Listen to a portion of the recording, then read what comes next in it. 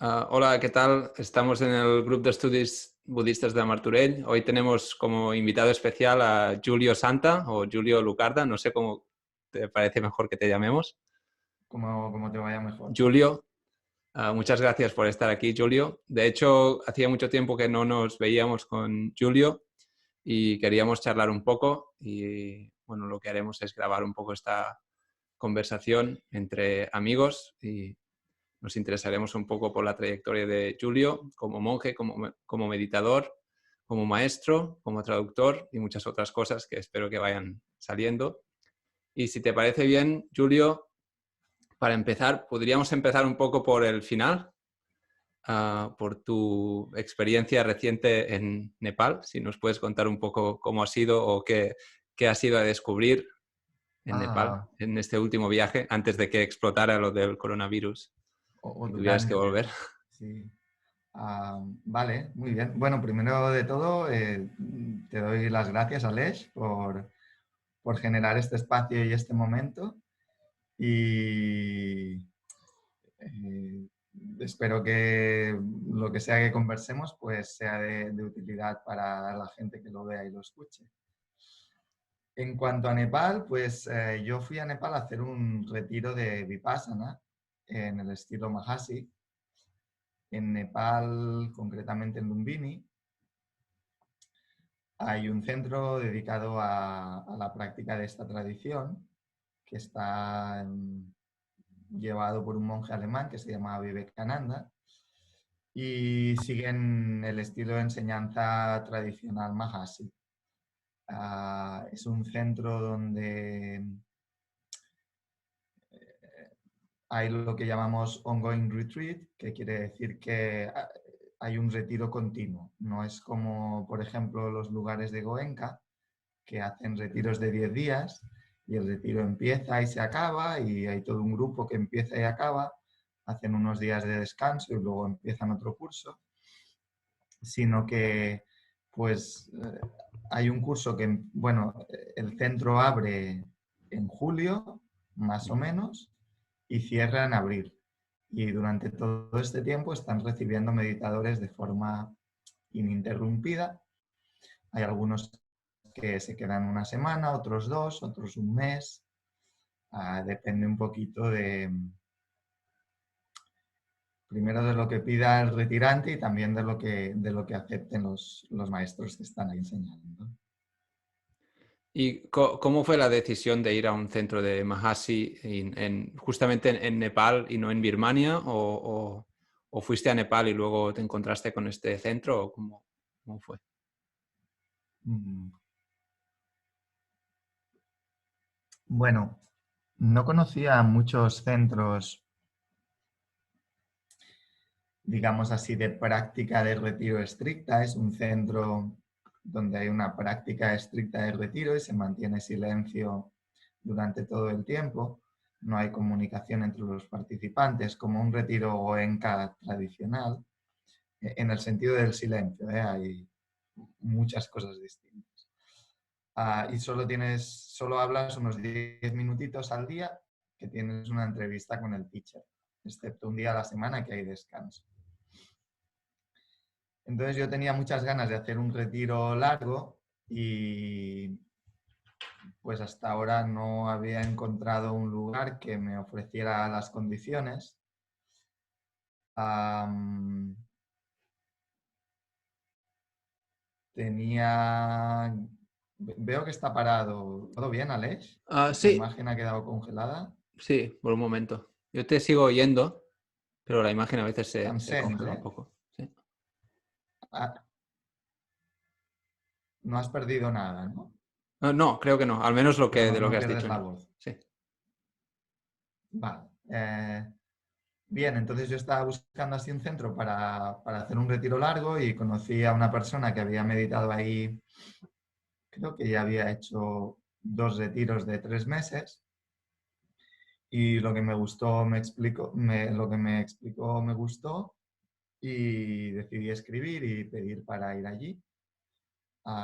Aceptaron mi solicitud, que bueno, no siempre pasa, a veces están llenos para las fechas que uno pide.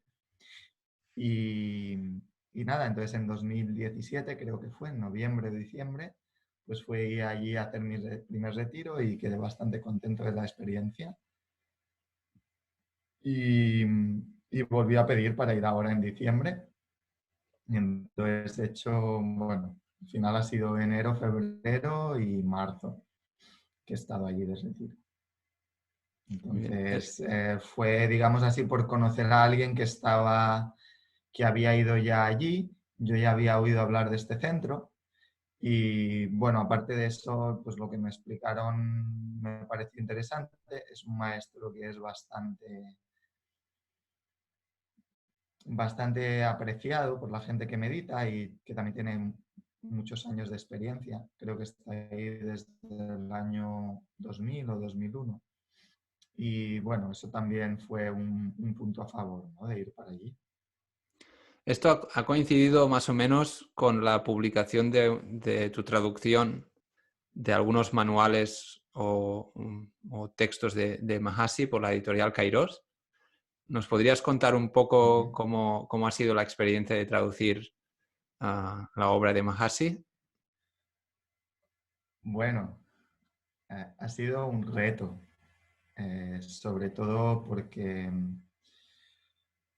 bueno, este libro está extraído de los capítulos 4 y 5 del gran libro de Mahasi, que es The Manual of Insight, creo que es en singular. Y a ver, lo tengo aquí. Sí, Manuals of Insight o Manuals of Buddhism es Ledi Sayadaw. Entonces, The Manual of Insight, que es de Mahasi, y es un libro que creo que el original está escrito en birmano. Uh-huh. Entonces, aparte de lo técnico de estos dos capítulos, también del resto del libro, pero de estos dos capítulos en concreto, pues esto ha sido el primer reto, ¿no? Que es un libro técnico y por ello no siempre fácil de traducir. El segundo reto es que no es un libro que esté redactado en inglés originalmente, sino que está redactado originalmente en birmano, con muchísimas citas del Pali también.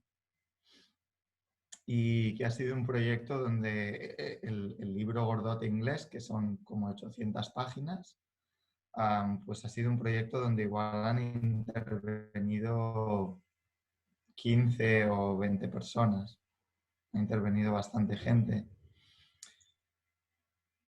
Pero es la primera edición que han hecho y, bueno, se nota cuando una traducción de ese calibre es la primera edición, pues todavía siempre quedan cosas por corregir y además cuando uno intenta después pasarlo al castellano desde el inglés, pues doble complejidad, ¿no? Estuve bastante en contacto con dos de las personas que han participado más en el original inglés, que son Arija Bauman y Steve Armstrong.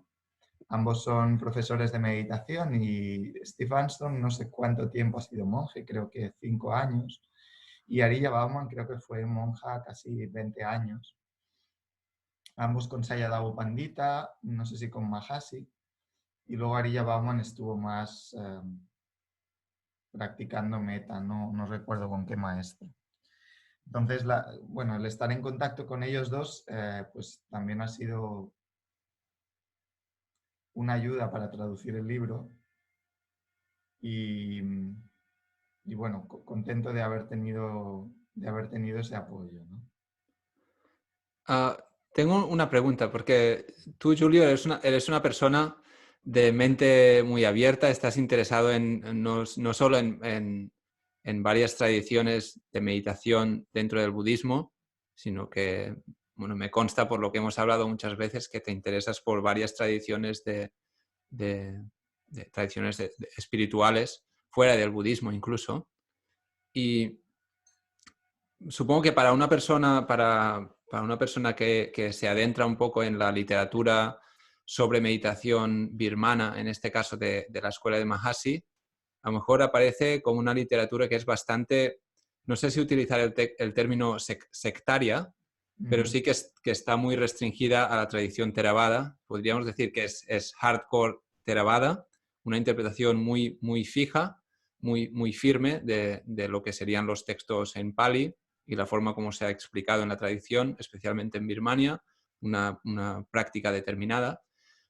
Desde tu punto de vista, desde tu experiencia, ¿de qué modo se puede asimilar este tipo de tradición de meditación tan rígida con una visión más amplia como es la tuya sobre la meditación en general, no solamente budista, sobre la vía espiritual, si se puede decir así? ¿Me estás preguntando más en cuanto al libro, en cuanto a la tradición Mahasi, en cuanto al retiro, por ejemplo, que yo he hecho, o un poco todo junto? Un poco todo junto. El retiro, tanto la obra de traducción, o sea, hasta qué punto el traducir es parte de tu práctica, hasta la propia práctica del retiro, en este caso porque fue deliberado, o sea, te has interesado por la tradición Mahasi en particular, aunque estás abierto a aprender de maestros tibetanos, etc. Ok. O sea, la pregunta, para decirlo un poco más de forma simple, ¿crees que podría existir alguna contradicción o no en seguir la tradición de Mahasi y además otras? Bueno, depende cómo, sí, claro. Yo diría, por ejemplo, uno de los aspectos que yo aprecio de este centro es que no hay una demanda de práctica una vez estás fuera del retiro. Eso te permite encontrar el equilibrio que tú creas necesario y con otras prácticas también te permite descubrir posibles incompatibilidades. Es un centro, por ejemplo, donde normalmente tienes un espacio individual, a veces tienes un compañero de habitación, pero siempre puedes encontrar tu momento solo en la habitación para hacer ejercicio, por ejemplo. Yo practico bastante Qigong y, por ejemplo, en la escuela Goenka no me permitiría hacer un retiro largo, ¿no? Y en cambio no es un problema con la escuela Mahasi. Sí que cuando estás haciendo un retiro intensivo de una práctica determinada bajo la guía de un maestro, sí creo que es importante que sigas sus instrucciones y que no mezcles otras prácticas. Después, cuando sales del retiro, pues ahí es tu espacio de libertad para practicar de la manera que consideres más adecuada, también teniendo en cuenta que la actividad que vas a hacer es distinta, ¿no? Por ejemplo, en retiro Mahasi y en tradición birmana, yo diría en particular, o digamos la tradición birmana que la diríamos ortodoxa y centrada en el retreat style, en estilo retiro, y ahí quizá tú me puedas aportar otras cosas que haya en la tradición birmana. Pues estas tradiciones siempre están orientadas con esta idea de conseguir el nirvana, ¿no? Leí una vez un artículo de Bhikkhu Bodhi y ahora no recuerdo qué profesor de meditación occidental. Y una de las diferencias que establecían entre las tradiciones Theravada, digamos así, más ortodoxas y la tradición mindfulness occidental, y ahora no me refiero solo a MBSR, sino a esta idea de practicar la atención plena en nuestro día a día, porque aquí la mayoría de personas son gente que tienen unas vidas por gusto o por obligación bastante ocupadas y bastante relacional, ¿no? Entonces, bueno, pues hay que desarrollar la atención plena en ese contexto, ¿no? Para no sentir de una manera tan directa el sufrimiento. Entonces, establecían la diferencia principal en que una tradición, la occidental, ¿no?, se centraba más en cómo atender en el día a día y en la regulación emocional, etcétera. En cambio, las otras tradiciones, las ortodoxas, Theravada y de retiro, digamos que el objetivo básico que tienen es que entres en el no condicionado, entres en Sotapanna y, y a partir de ahí es como que ellos ya se han quedado tranquilos, ¿no? Ya has hecho tu trabajo, ya has cortado de three lower fetters, como las tres, ¿cómo decimos esto? Ataduras. Las tres ataduras más burdas, ¿no?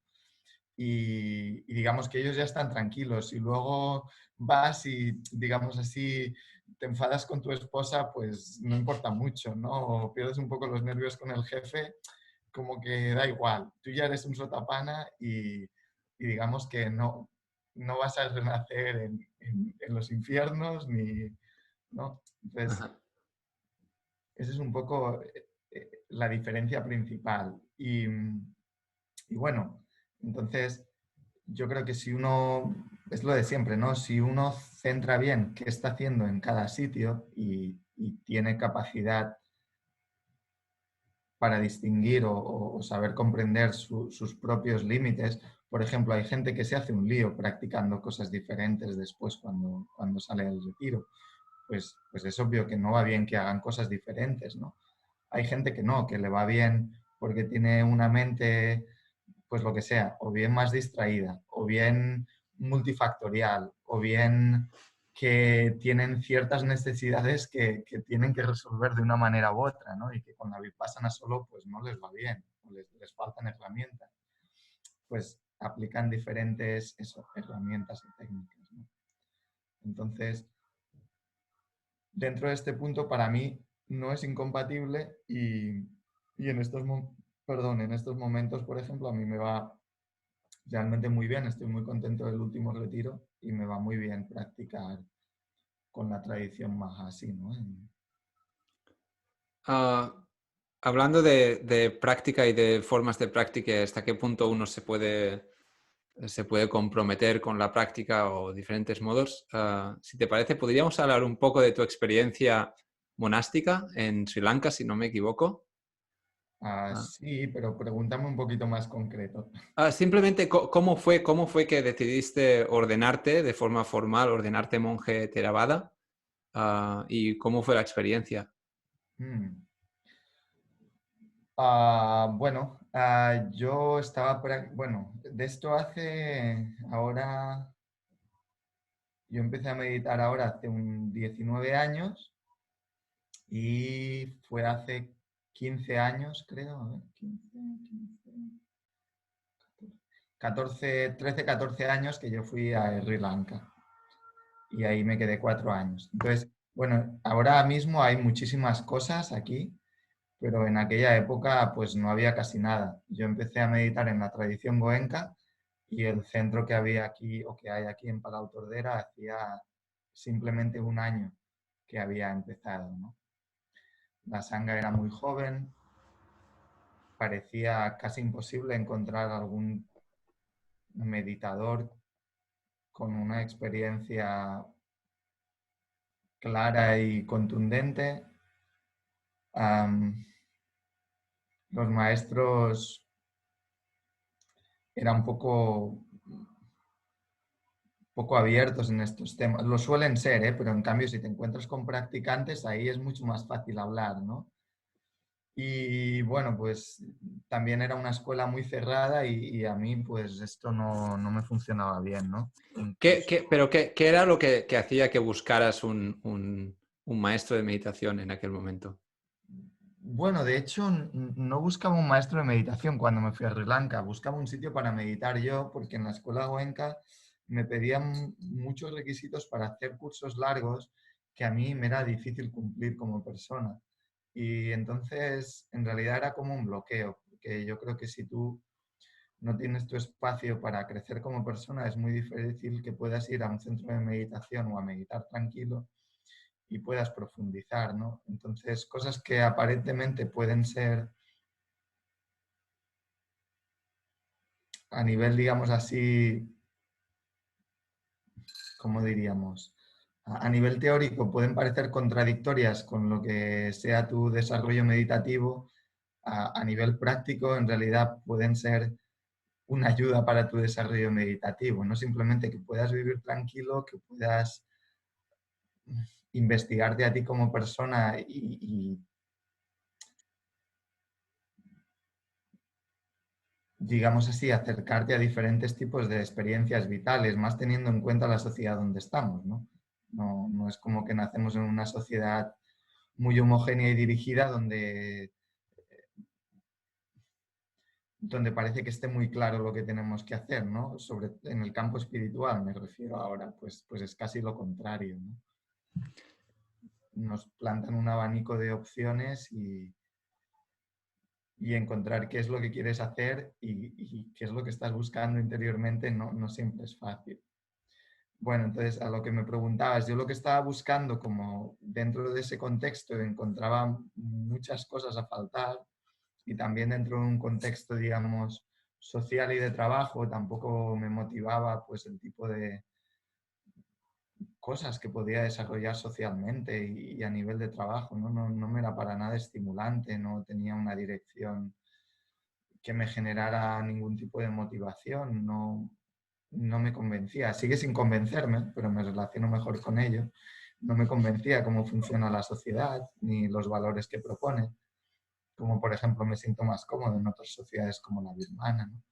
Pues todo eso hizo que, bueno, me centrara en el tema de meditación, también el cómo lo plantea la escuela Goenka, ¿no? Que es bastante ortodoxa en este tema con el monasticismo y parece que sean como las élites de los investigadores espirituales, ¿no?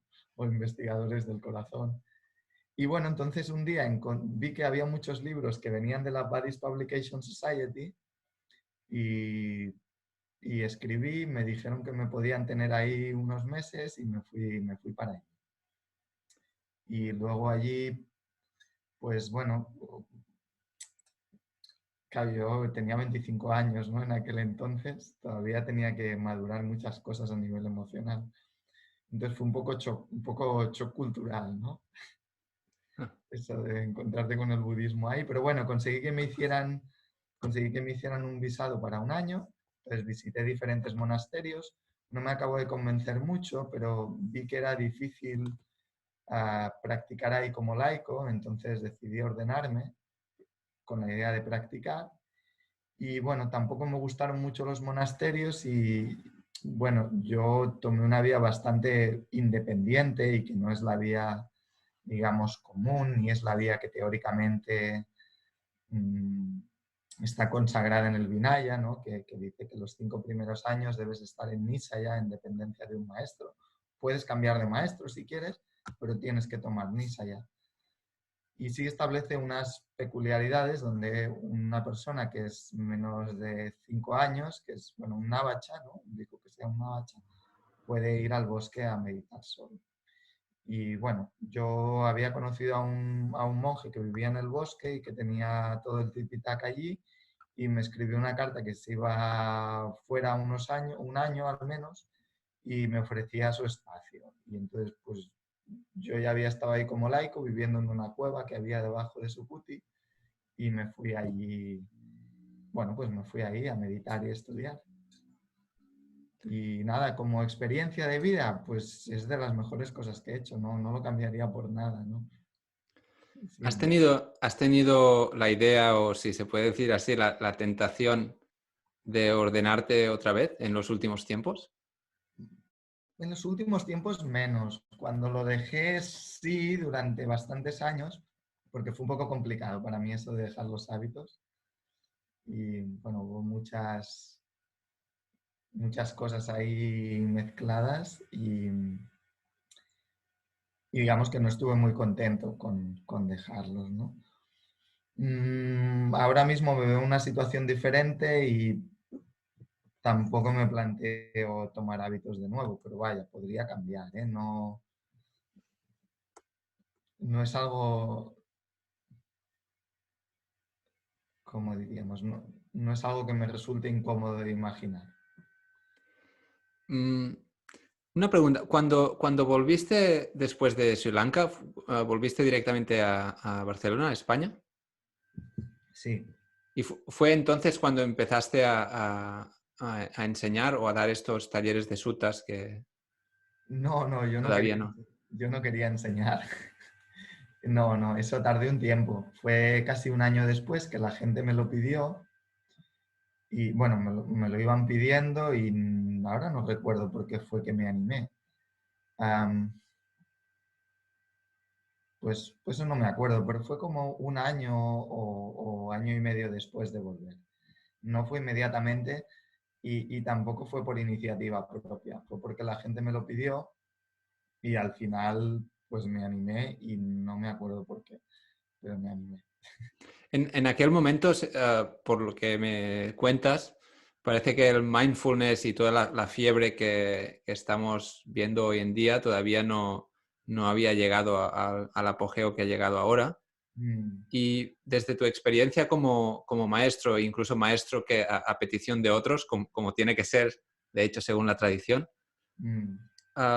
¿nos podrías contar un poco desde tu perspectiva qué era lo que hacía que la gente te pidiera? O sea, ¿qué estaba buscando realmente esta gente que te pedía una enseñanza? Desde tu punto de vista, ¿qué es lo que percibías? Mm, bueno, primero a veces me siento un poco raro con eso de que me llamen maestro, Bueno, en tanto que enseñas. pero, pero vale, dejémoslo ahí. Bueno, sí que recuerdo que, claro, había mucha gente o había bastante gente que igual ellos no querían venir a las enseñanzas, pero sí que me animaban y me decían que tenía que hacer algo con todo lo que había aprendido, ¿no? Y,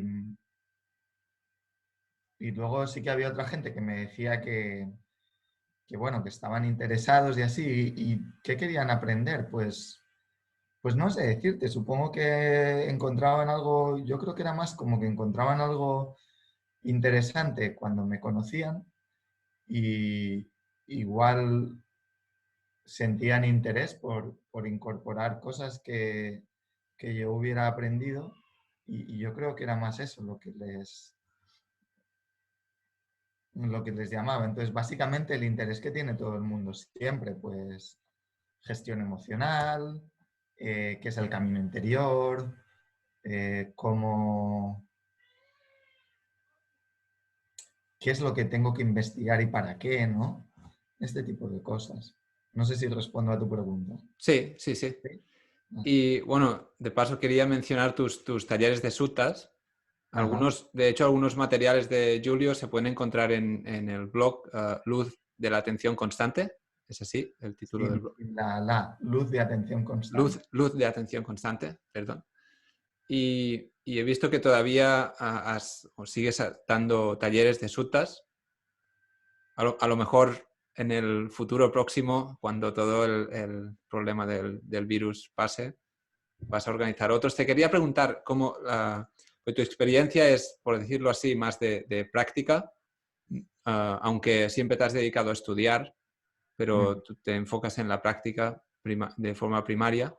Estos talleres de sutas, es decir, de textos originales en Pali, traducidos, ¿cómo Ujú. los enfocas y de qué modo los trabajas para convertirlos en práctica? Cuando todos sabemos que son textos muy antiguos que evidentemente requieren una interpretación y han tenido miles de interpretaciones y Mm, no es obvio, no es evidente a primera vista de qué modo un texto, un sutta en Pali, te dice qué hacer en 2020.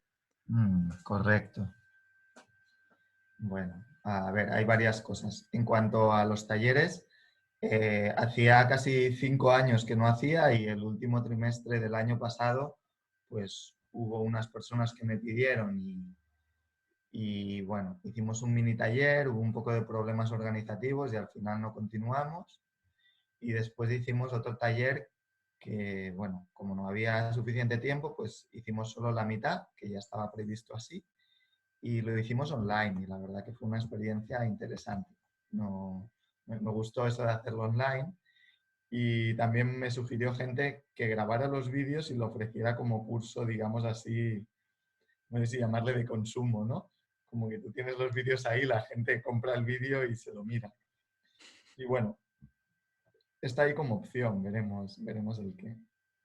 Entonces, am, yo creo que, claro, el tema de los sutas responde a cómo yo hice mi camino, ¿no?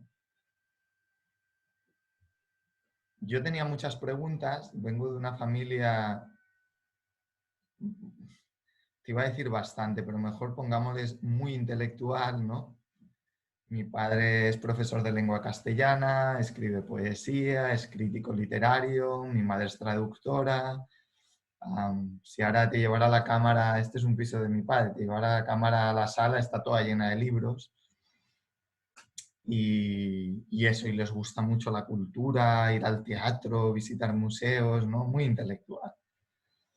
Y, y bueno, eso pues supongo que eh, hizo necesario que yo encontrara una manera de comunicar ciertas cosas.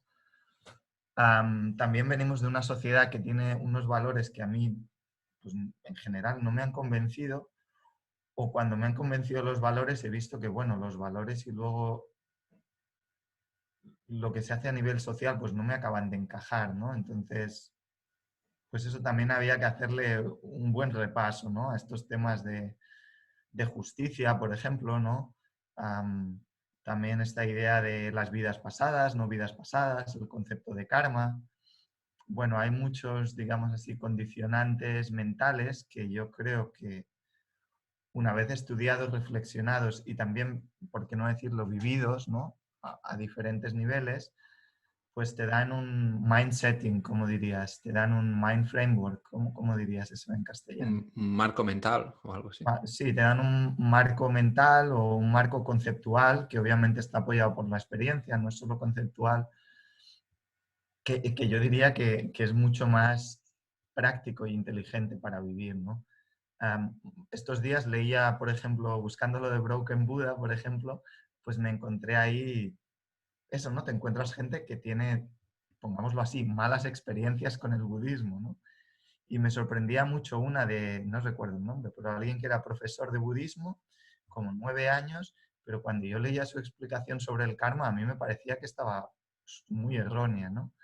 Y entonces, claro, yo entendía, con esa explicación del karma, su experiencia sobre el budismo tiene que ser horrible, porque si aplicas eso a la vida, eso no te va a servir para desarrollar la mente, ¿no? Entonces, el estudiarme los suttas por mi cuenta, lo que me permitió es darme un marco conceptual propio desde el que luego hacer uso de las diferentes técnicas, con independencia del marco conceptual que a mí me diera el teacher que fuera, ¿no? Yo no tenía por... O sea, la técnica y el conocimiento profundo del maestro podía ser magnífico, pero en cambio a mí su visión, digamos así, su marco conceptual me podría parecer un desastre. Entonces, lo bueno de haber estudiado de esa manera es que yo podía beneficiarme de la técnica, beneficiarme también del tremendo conocimiento que tuviera esa persona experiencial y de lo que son los mapas de la mente a nivel práctico, pero pero no me veía obligado, por decirlo así, a asumir un dogma que muchas veces está presente, ¿no? Y eso para mí, puede que no para todo el mundo, pero para mí es una ayuda importante. Em, ¿Sigo o me estoy alargando mucho? No, no, no, te puedes alargar tanto como quieras. Sí. Entonces, en cuanto a lo que decías de vida diaria, claro, para mí, las enseñanzas del Buda, y esto es una de las cosas que yo comprendo diferente a cómo lo explican muchas personas y muchos maestros, para mí la enseñanza del Buda responde a muchos niveles, desde el nivel de la generosidad más simple hasta el nivel del Nibbana, hasta el nivel del Bodhisattva, ¿no? Y mi manera de relacionarme con esos diferentes niveles, que siempre que entramos a hablar de niveles ya estamos en conceptos, ¿eh? Así que entramos en que esto es una clasificación, ¿eh? En realidad no hay distinciones, pero para entendernos. Siempre que hablamos de niveles, la gente empieza a coger este concepto de superior-inferior, ¿no? Y, por ejemplo, esto fue uno de los temas que a mí el estudio me ayudó, ¿no? Porque para mí salió el nivel de adecuación. El nivel, el nivel no era una cosa independiente ni del contexto ni del individuo. Entonces, el nivel dependía para, para ser adecuado tanto del contexto como del individuo. Y no es que fuera mejor o peor, quiere decir que si tú intentabas aplicar según qué nivel en según qué individuo, aquello era un desastre. Entonces, no, ¿qué más da si un nivel es, digamos así, objetivamente superior que otro? Lo importante es si es el adecuado para el individuo, ¿no? Que es quien lo tiene que practicar. Y eso es lo que lo hace superior. Si a un individuo, digamos, se relaciona con un nivel que le va a generar confusión, pues digamos que puede que hayas convertido el nivel aparentemente superior en un nivel inferior, ¿no? Y lo único que haces es crearle un obstáculo a la persona. En esto has hablado de la adecuación, que al menos desde mi experiencia estudiando los textos creo que es algo muy importante que a veces se pierde en nuestros días. Y es que la meditación como técnica o como enseñanza era siempre, si se puede decir así, individualizada o enfocada a un problema determinado. O sea, no existía un método de meditación que no propusiera una solución a un determinado problema mental. Entonces, en los sutras y en los comentarios, normalmente una situación de enseñanza meditativa va acompañada de un contexto en el que surge un problema mental, normalmente, de una persona que pregunta algo al Buda o pregunta algo a algún maestro, y a partir de este diálogo, el maestro ofrece un método o lo que se suele llamar un kammatthana, que significa un tema de trabajo, literalmente, o un punto de trabajo, un soporte de trabajo para meditar. Luego, normalmente, el maestro manda al estudiante al bosque o donde sea a practicar unos meses, si puede ser durante la estación de lluvias, y luego ya pasados estos meses, pues se reúnen otra vez, comentan un poco cómo va, etcétera, etcétera. La cuestión, lo que quería preguntar o compartir un poco es si te parece que la forma como en general, desde el MBSR, el mindfulness más corporativo, hasta formas más tradicionales y locales de Theravada, si te parece que la forma como se organizan los centros de meditación y los retiros, de alguna forma reproduce la mecánica capitalista como también la reproducen las escuelas, etcétera. O sea, son siempre, o las fábricas, son grupos de personas en un sitio, todos haciendo lo mismo, con una disciplina única, un maestro enseñando a 50 haciendo lo mismo, repitiendo cosas. ¿Entiendes más o menos lo que quiero decir? Sí, te pondría... Primero, por ejemplo, me ha salido un pero en la explicación que hacías de los sutas y recordaba que es uno de los sutas que usamos en el curso y luego querría volver a este punto porque no hemos explicado, no hemos desarrollado lo del curso para la vida diaria, pero podemos volver después. Siempre me confundo, ¿eh? Yo pongo juntos el sutta de vajilla y de meguilla, ¿bien? Porque vajilla es el super crack, ¿no? Que le dan aquella instrucción corta, va y se ilumina, y el meguilla es el pobre atendiente del Buda que ve el Mango Grove, ¿no? El bosque de mangos, me parece que es, y le encanta, y dice, guay, yo me vengo a meditar aquí, ¿no? Y le pide permiso al Buda y el Buda le dice que no, que se quede con él, al menos hasta que lleguen los demás. Pero tanto le insiste que al final el Buda le dice, y esto es muy bueno, dice, bueno, ya que me estás hablando de progresar en meditación, vete ahí un rato, ¿no? Entonces el hombre se va ahí, la cabeza está agitada con pensamientos y vuelve al Buda y le explica, ¿no? Y entonces el Buda le da una instrucción para su caso en concreto, ¿no? Le dice qué cosas debe atender para que la mente madure para poder ir al bosque. Y bueno, quería poner como ejemplo que no siempre hay esa instrucción de que se vayan al bosque a meditar. También hay instrucciones para gente de familia que le viene a preguntar, ¿no? Que ni tan siquiera son de meditación, sino de cómo vivir su vida diaria. Entonces, la pregunta siguiente, soy muy crítico de Alex, ya sabes que tengo esta mente ahí de buscar, de buscar Perfecto. los fallos. No, la siguiente que me ha salido en cuanto del sistema capitalista era que, bueno, hay dos cosas diferentes. Por un lado, entiendo que para sobrevivir o para subsistir,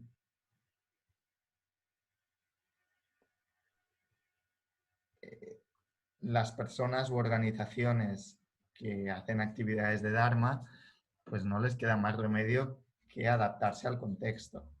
Lo cual quiere decir que habrá gente, digamos así, más alineada con el contexto y gente menos, pero de algún modo, pues ponlo así, el 90 o 95% de las personas que transmiten Dharma o que transmiten algún tipo de tradición o técnica a un nivel ya sea más profundo o más superficial, desde yoga, qigong, vipassana, samatha, lo que sea, ¿no? Pues están condicionados por este contexto y se me ocurre ponerte el ejemplo de los músicos, ¿no? Es lo que me viene ahora a la cabeza. Pues los músicos, tres cuartos de lo mismo, ¿no? Entonces, en cuanto a lo que sí me ha hecho pensar es en cuanto al tema tradicional, claro, los sistemas birmanos, por ejemplo, yo creo que están creados ahí para el contexto birmano, ¿no? Que básicamente es de gente campesina que tiene tiempo y, perdón los birmanos si me equivoco, pero al menos es mi idea y corrígeme que conoces más de esa cultura, ¿no? Población mayoritariamente campesina que de algún modo tiene tiempo. Recuerdo la frase en el libro de Tom Heckel, ¿no? Cuando hablaba de cómo veía a los campesinos indios, que decía, pues eso, que llevaban una vida bastante relajada, ¿no? Tenían que trabajar cada día, pero se los veía sentados en el campo. Y de hecho, cuando lees la biografía, por ejemplo, de Sun Lun Sayadaw, ¿sí? Pues ahí puedes verlo, ¿no? Él, según la tradición, llega hasta Anagami siendo agricultor y explica cómo, bueno, muchas veces durante el día va a sentarse debajo del árbol a meditar Anapana, cosa que cualquiera que trabaje en un restaurante aquí podrá entender que eso es muy difícil, porque hasta tienes cámaras cuando estás comiendo para controlar el tiempo que te quedas ahí, ¿no? Entonces, bueno, son contextos diferentes. Pues lo que quería decir es que ese sistema birmano de retiro estricto y de, si quieres llamarlo así, exigencia y disciplina, de algún modo esa parte de exigencia y disciplina en nuestro sistema capitalista encaja perfecto.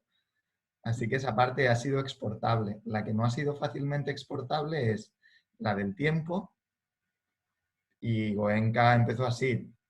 Lo que tuvo que hacer es reducir los cursos a 10 días. Y creo que en Japón los hacen de 9, imagínate. Y luego lo del tema del dinero, ¿no?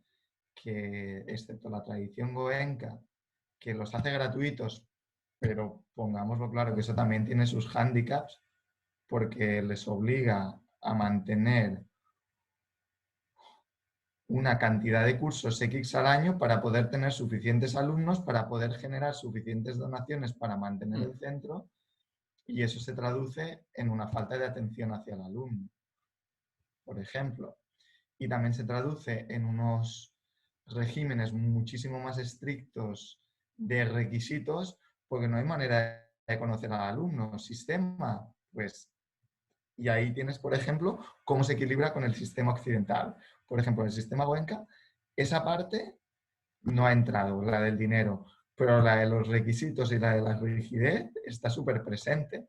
Eso no lo tenías en las tradiciones anteriores. Era el maestro que te decía, no, no, tú ya estás desarrollado, da igual si has hecho un curso 5 o 15. Claro. Tú ahora necesitas sentarte X tiempo. Ve y siéntate, ¿no? claro, esto, pues, en cambio, hay otros, bueno, ¿no? Y el resto de tradiciones Theravada, lo que nos encontramos normalmente es que se cobran los cursos, eso tiene el hándicap de que son cursos bastante caros y los sistemas que se han encontrado es normalmente establecer tres tipos de precios, uno más bajo del coste, otro a medio coste y otro a alto coste, para poder sufragar y también que van creando como unas bolsas de becas, ¿no? Esto lo tiene IMS, creo que Shaila Catherine también lo tiene en sus cursos. Bueno, es un tema a resolver, porque también leí un artículo hace no mucho que era interesante porque estaba conectado con este tema del dinero. em, Hacía un estudio de clase y seguimiento del budismo en Occidente. Y obviamente lo que salía es que las clases interesadas eran las clases medias altas, porque, bueno, pues tienen más resuelta su subsistencia y pueden dedicarse a otras cosas. Y pueden pagarlas, porque es eso. Claro, irte a un retiro de 10 días, que es 45 euros al día, más donación al profesor, ponle 60 euros al día, pues, bueno, es un dinero, ¿no? Ujú. Esto me hace pensar en, antes has mencionado muy justamente las otras formas de práctica, porque aquí no hablamos simplemente de la meditación, sino de la práctica del budismo o del budismo en su práctica. Y es Ujú, evidente que la meditación o el cultivo de la mente o el desarrollo de la mente es una de las partes, pero también está, como has mencionado, el sila, que significa la virtud moral, y esto incluye la generosidad. ¿Cómo ves el hecho de que en Occidente, paradójicamente, aunque digamos que el interés por el budismo, yo diría que es más genuino que en países como Birmania, porque aquí no tenemos el sesgo cultural. En Birmania, como mucha gente te dice, nosotros nacemos budistas ujú, directamente. Entonces, ya existe todo un contexto, como has descrito, y todo ayuda a ser budista, eres budista, recibes la enseñanza desde pequeño. En Occidente es más quizá una búsqueda personal.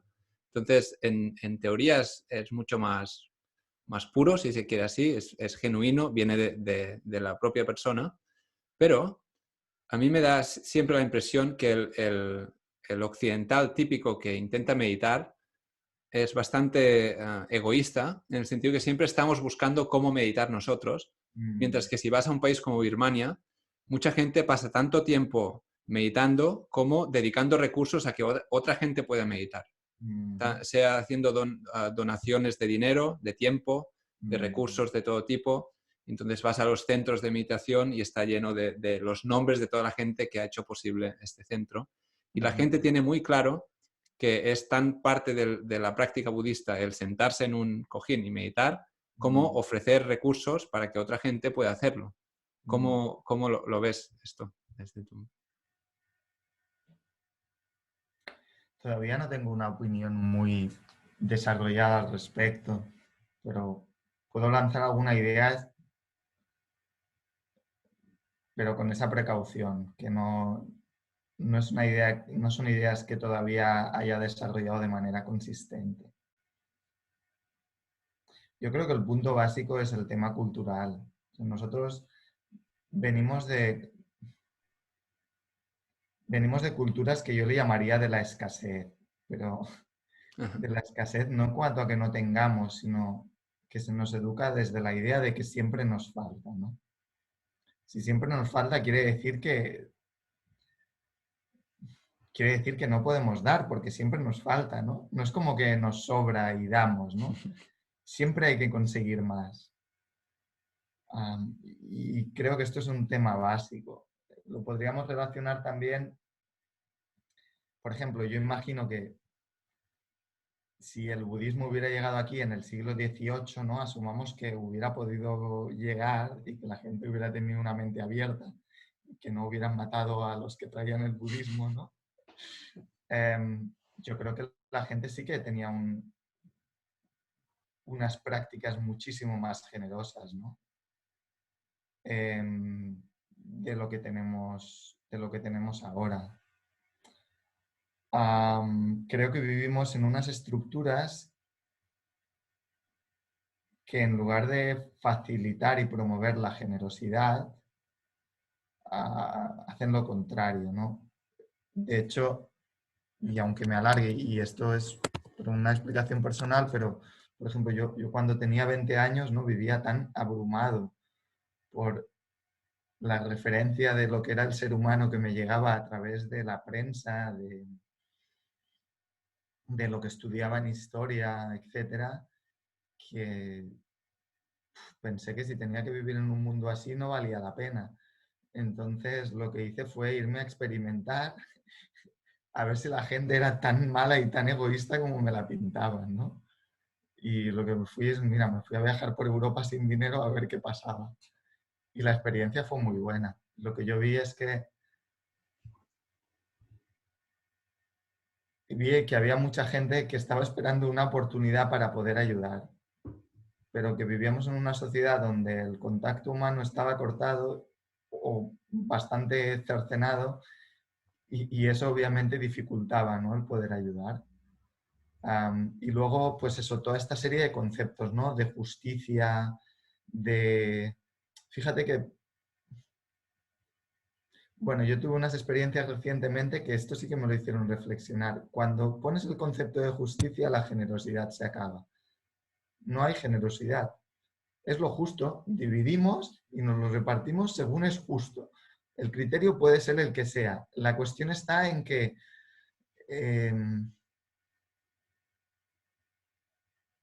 si yo te he dado, si yo he cocinado 5 veces para ti y tú has cocinado 2 para mí, esto no es justo. Entonces ahí se acabó la generosidad. ¿Entendemos? Y el concepto de justicia es un problema occidental gigantesco. Y que yo creo que, como el de igualdad, ya sé que esto, Ajá. pero bueno, yo lo Sí, sí. siento así, ¿no? El tema de cómo vivimos muchas ideas de igualdad eh, y ahora ya no entro en la de género, pero la que yo reflexioné muchísimo era la que me proponían, que era la de igualdad social, ¿no? Y, ostras, mm, bueno, no sé, como que mi idea al empezar a practicar, al ir practicando la enseñanza del Buda, pues cambió mucho, ¿no?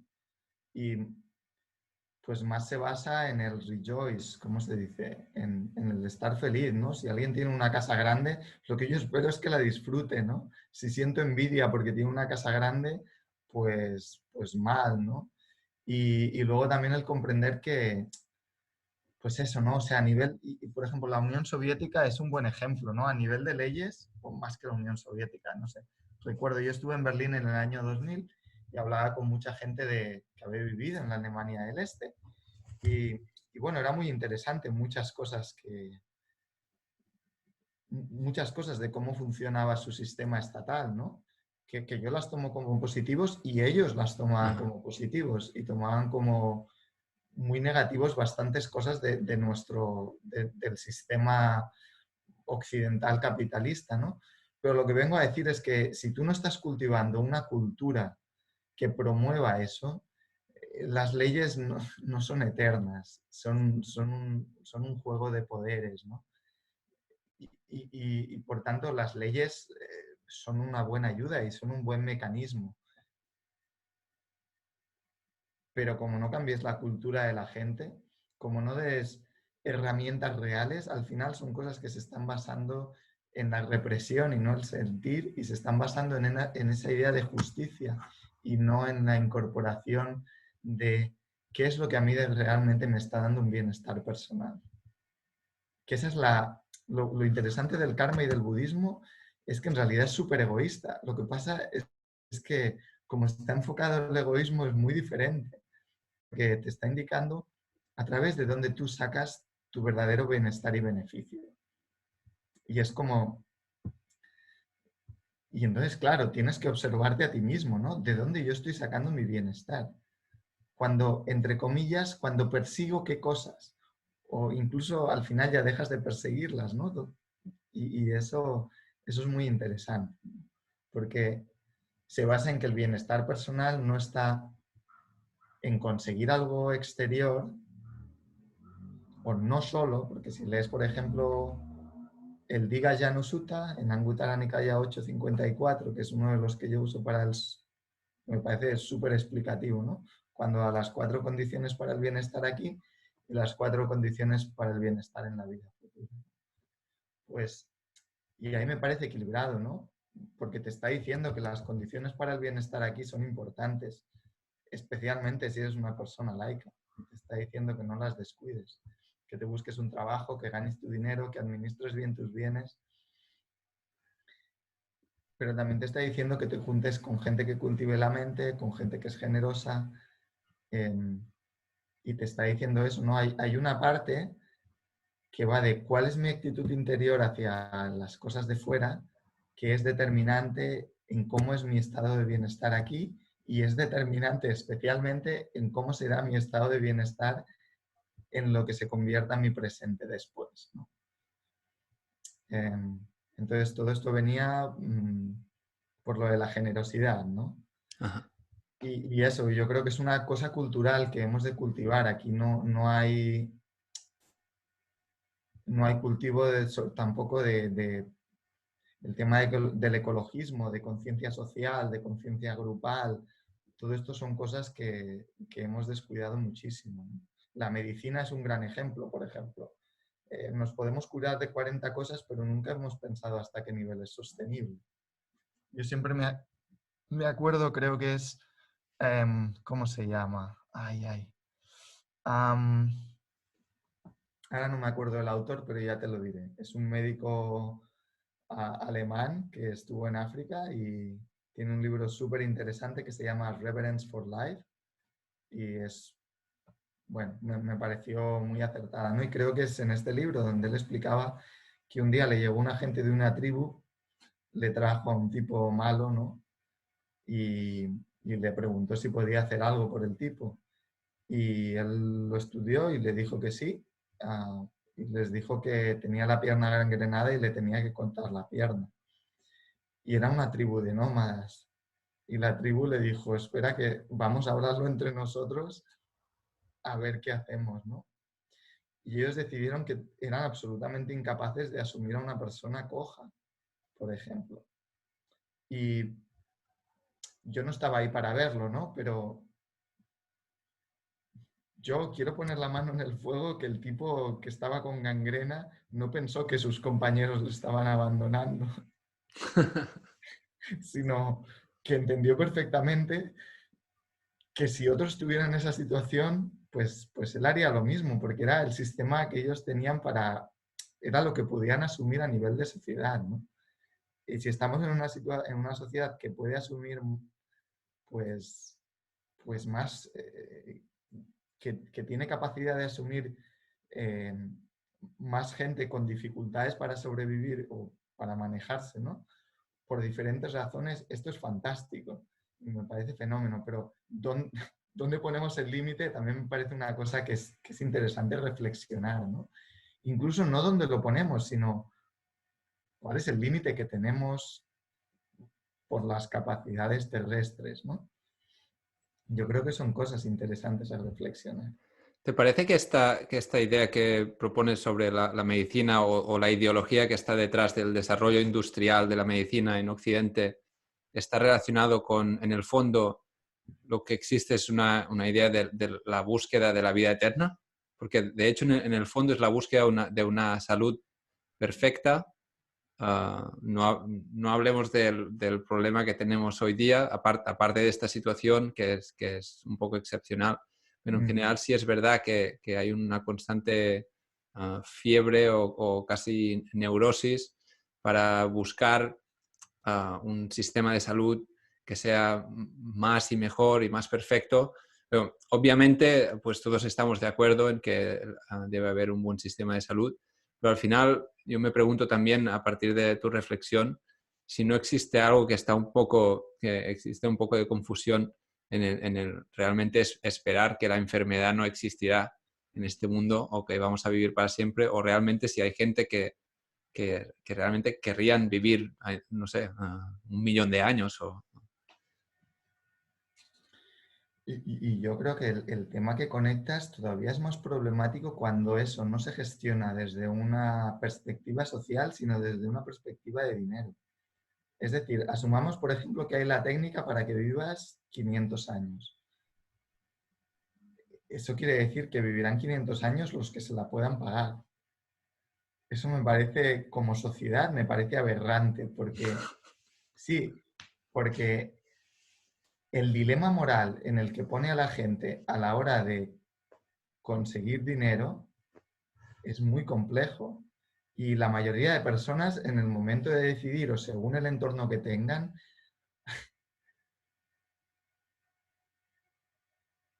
pueden tener, digamos así, unas mental frame, un marco mental que les lleva, bueno, a hacer una cantidad de barbaridades impresionantes, ¿no? Y, bueno, de las que ellos son, obviamente, son 100% responsables, pero lo que yo reflexionaría es si el entorno social le está ayudando a, digamos, a, a tomar ese tipo de decisiones o no. Y yo diría que sí, que les está empujando a tomar ese tipo de decisiones. Y entonces es cuando yo digo, bien, el entorno social no es un entorno social que ayuda a la gente a tener más bienestar.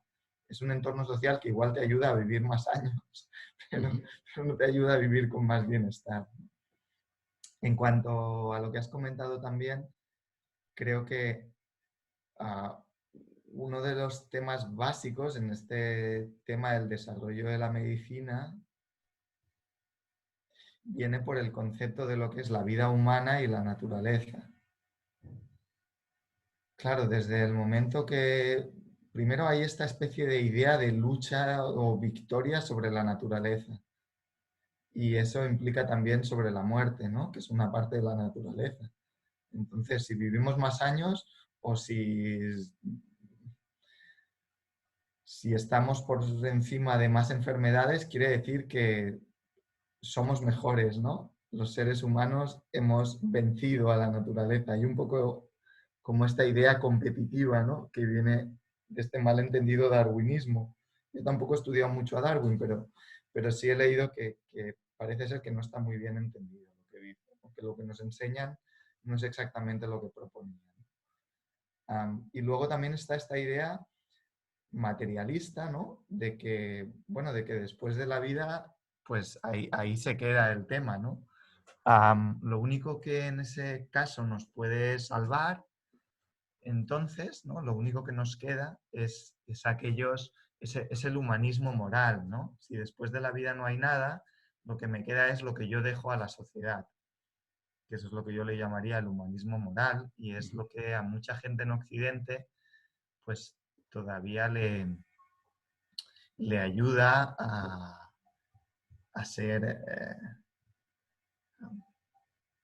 a desarrollar una vida medianamente ética, ¿no? Tanto el que realmente, y eso es práctico, descubren que se sienten mejor en esta vida siendo así, como ese humanismo moral de, bueno, dejo un ejemplo para los demás, ¿no? Pero de todos modos, esta idea de que después de esta vida todo se acabó, pues es otro tema que también me impulsa a, bueno, pues que no se acabe, ¿no? Hombre, si dura 15 años más, mejor, ¿no? Para los que, bueno, hay gente que decide que no quiere vivir más, por tanto esto no es para todo el mundo, pero parece que casi todo el mundo, una buena parte de la gente siempre quiere vivir más años, ¿no? Yo te diría, no sé en tantos por ciento, pero yo creo que un 70% de la gente siempre quiere vivir más años. Entonces estos dos temas, el de la lucha y esta idea de lucha y competencia, ¿no? Como sistema de vida y de superioridad, que normalmente suele partir de una idea de que en realidad somos, o sea, de un concepto de que soy inferior, ¿no? Pues el sistema es voy a hacerme superior. Y luego la idea de que no hay nada después de la muerte. Yo diría que estos dos son los temas principales que hacen que nuestra relación con la vida pues no sea muy satisfactoria, ¿no? Te quería preguntar ahora un poco también desde la forma como trabajas los sutas o cómo discutes estos temas con ah, gente interesada o otros meditadores.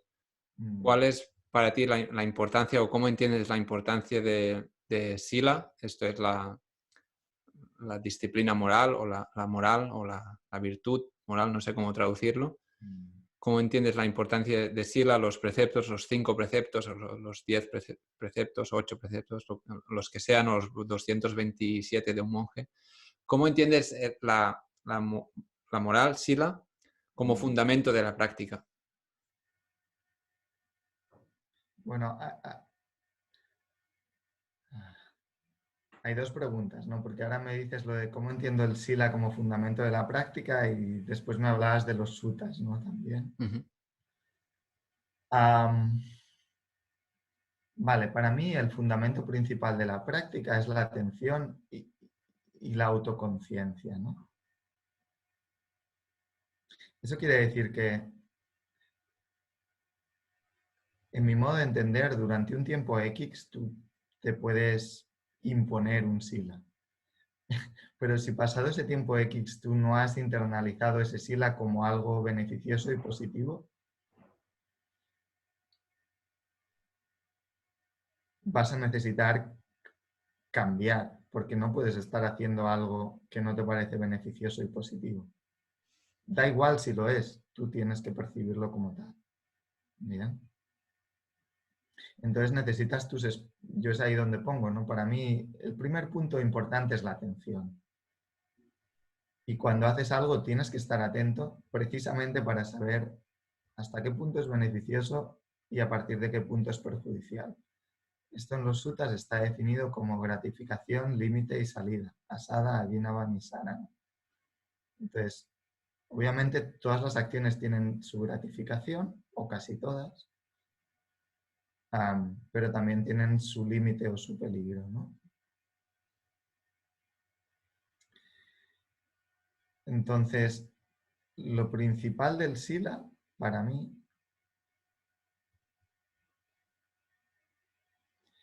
es que pone un límite al desarrollo de un estado mental.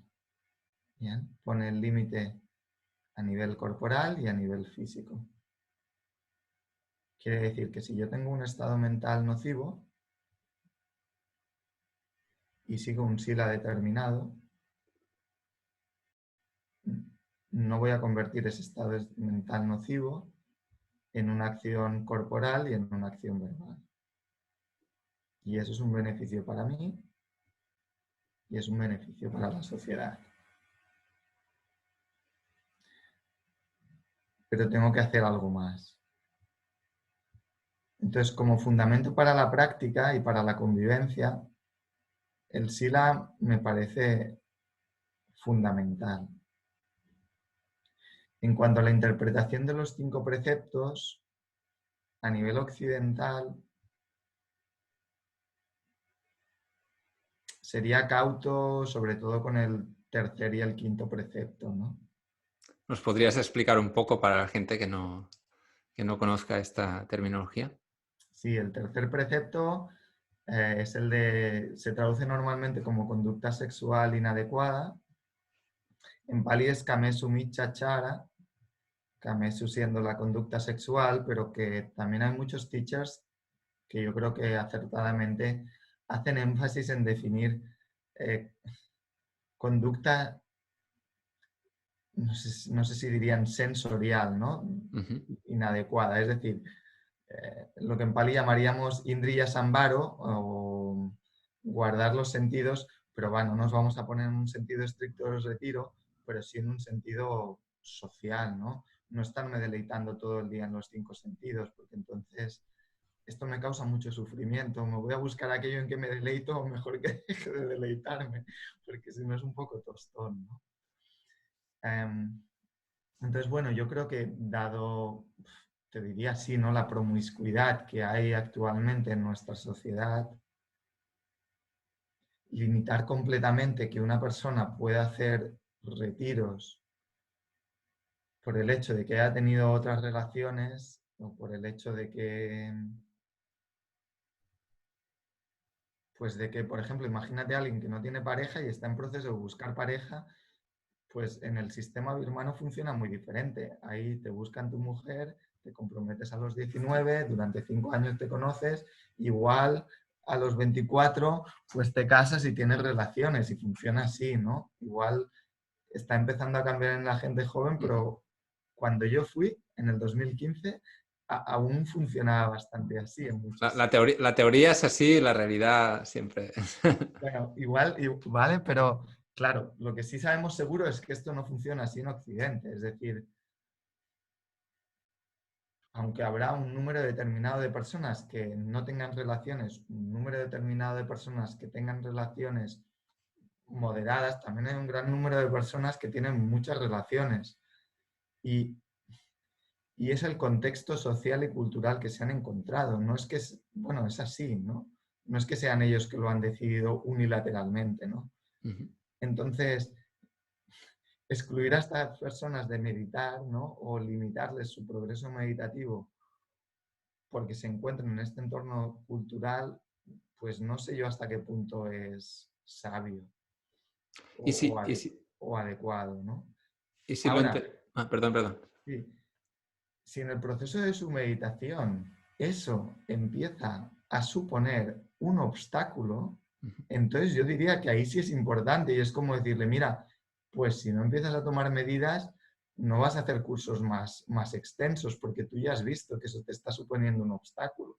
Entonces es innecesario que vengas más, más tiempo. Observa cómo eso te está afectando en tu vida diaria, cuáles son las dificultades y cuando lo tengas un poquito más por la mano, cuando te hayas moderado un poco, pues, pues vamos a hacer otro retiro del mismo tiempo a ver qué pasa, ¿no?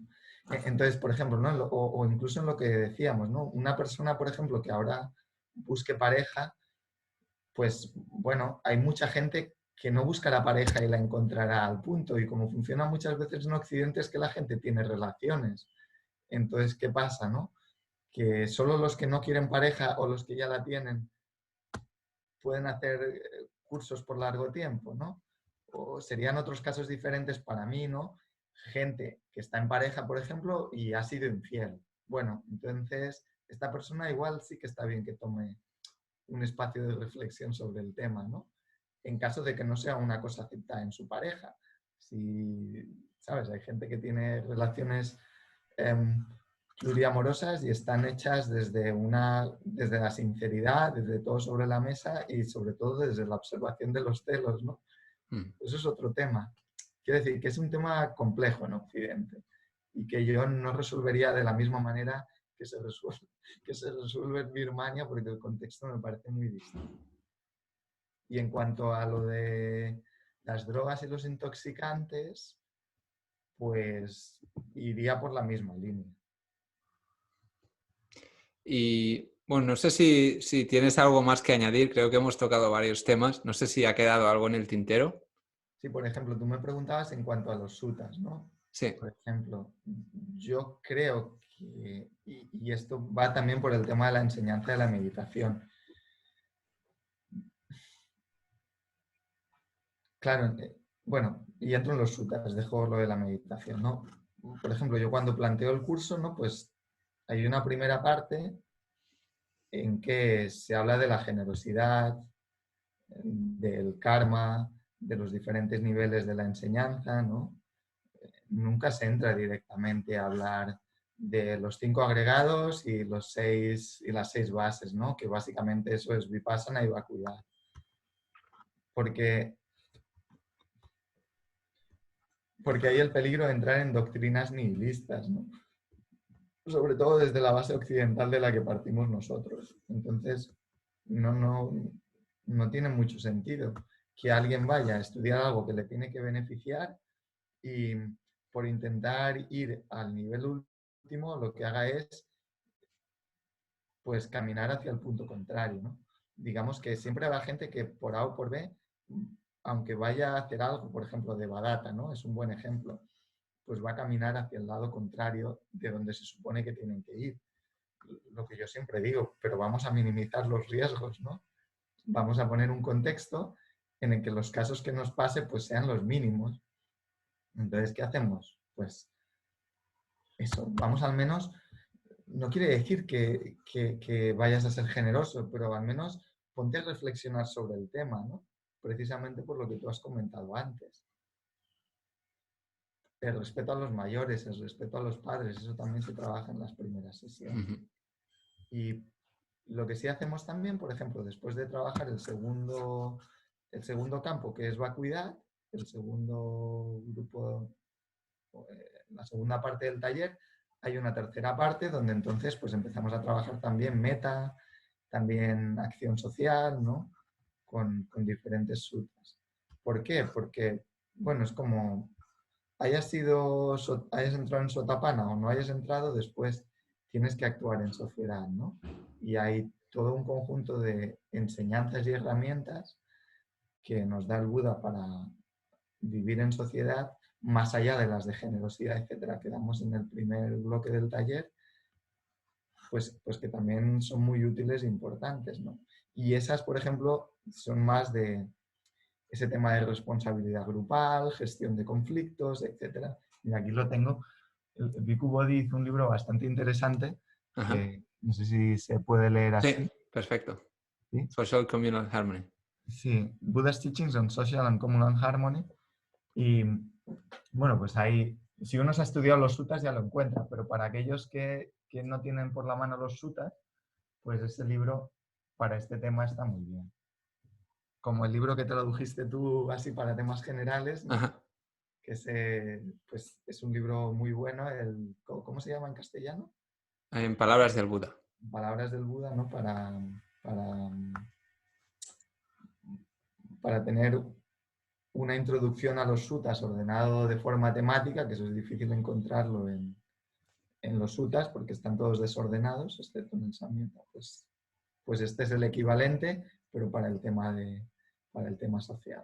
Sí, este libro está en la lista, a lo mejor lo traducimos en ¿Sí? el futuro, Muy porque hay bien. interés por parte del editor, pero no sé si Bueno, va a y tardar mucho. es un libro cortito que es más fácil de Sí, vender. eso parece, sí, sí. Al final va a depender del editor. Seguro, seguro. Pues bueno, espero que en un futuro próximo podáis traducirlo. Gracias. Y para finalizar, si te parece, te quería hacer una pregunta que es muy sencilla, pero también muy difícil. Ah, ¿qué es la meditación? ¿Qué significa meditar? Se habla mucho de meditación, de la práctica de la meditación, etcétera, etcétera, pero ¿qué significa meditar? Al menos para ti, Julio. Mm, Vale. Yo siempre auno meditación con toda la vida. Es decir, para mí no puede ser que meditación sea el retiro y no sea lo que hagas después, ¿no?